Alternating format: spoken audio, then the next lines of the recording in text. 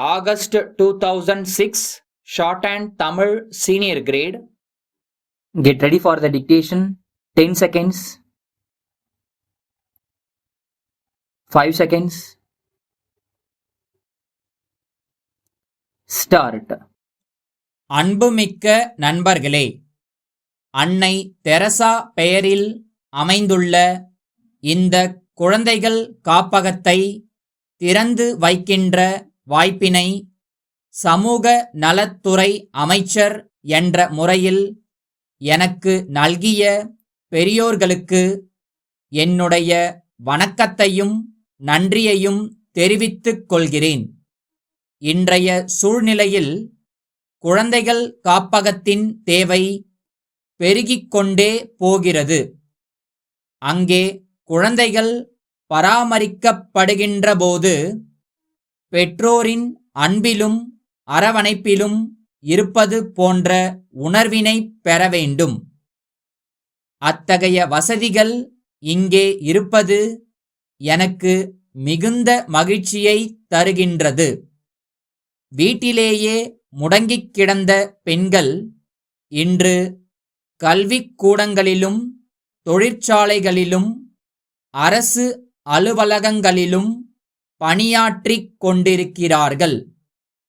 நவநாகரிக வாழ்க்கையில் கணவன் மனைவி இருவரும் பொருளீட்டினால்தான் வசதியான வாழ்க்கை, வளமான வாழ்க்கை அமையும் என்ற எண்ணம் வேரூன்றிவிட்டதை நீங்கள் நன்கு அறிவீர்கள்.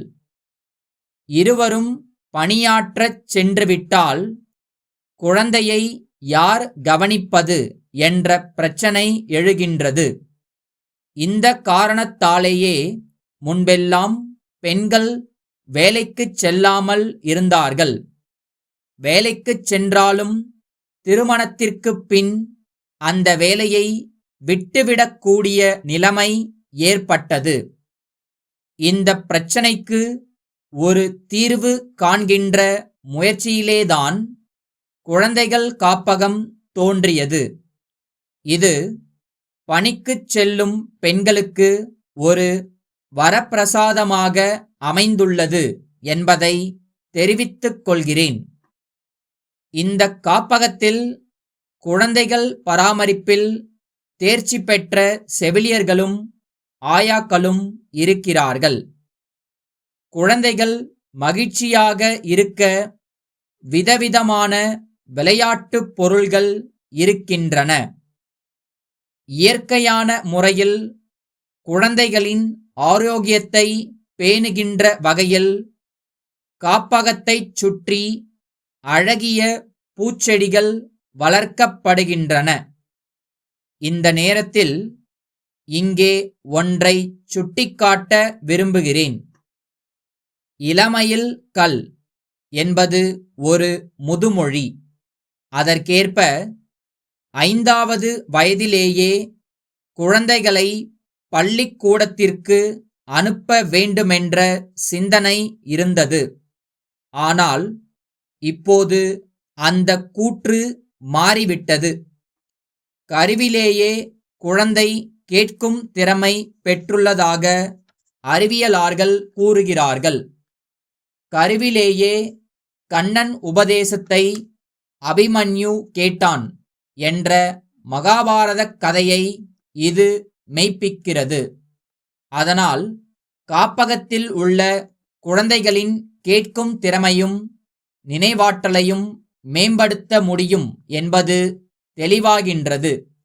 ஆகையால் இத்தகைய அமைதியான சூழ்நிலையில் குழந்தைகளுக்கு ஒழுக்கத்தையும் எளிய முறையில் கல்வியையும் போதிக்க தகுதியான ஆசிரியர்களை நியமித்தால் சிறப்பாக இருக்கும் என்பதை தெரிவித்துக் கொள்கிறேன்.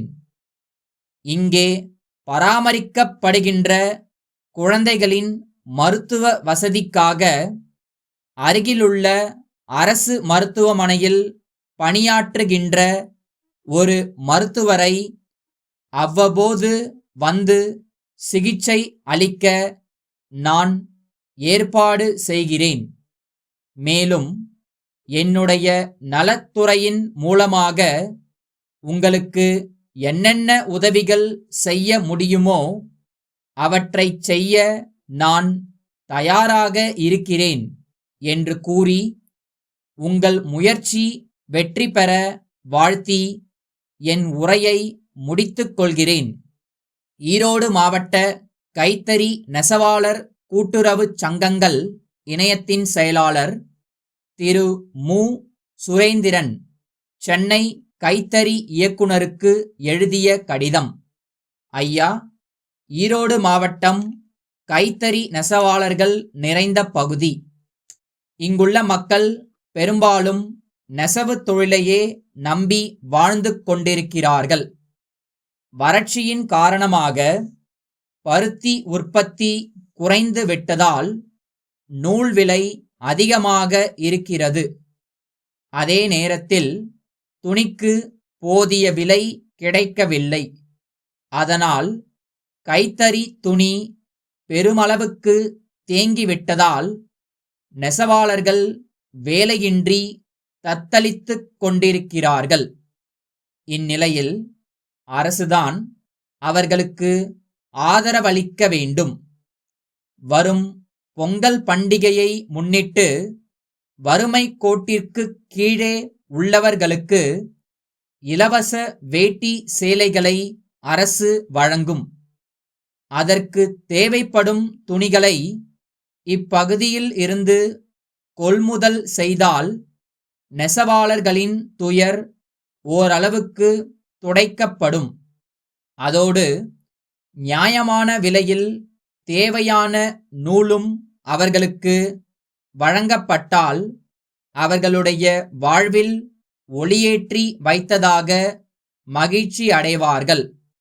இதற்கு இயக்குனர் அவர்கள் அரசுடன் தொடர்பு கொண்டு உரிய நடவடிக்கை எடுக்கும்படி கேட்டுக்கொள்கிறோம். தங்கள் நம்பிக்கையுள்ள